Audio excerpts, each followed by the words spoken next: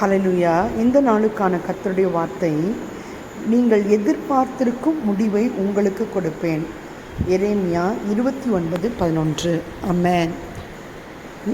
நாம் இந்த உலகத்தில் வாழ்கின்ற வாழ்க்கையில் எத்தனையோ காரியங்கள் ஒவ்வொரு நாளும் ஒவ்வொருவரையும் உழற்றி கொண்டிருக்கின்ற ஒரு காலகட்டம்.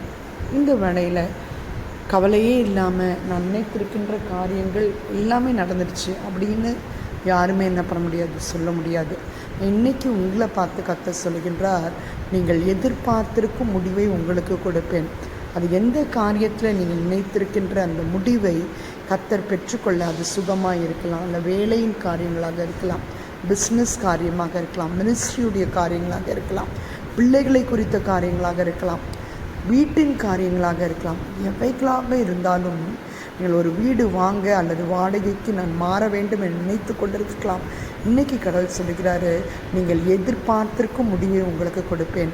அவை தீமைக்கல்ல, சமாதானத்துக்கு ஏதுவானவை. விசுவாசிப்போம்.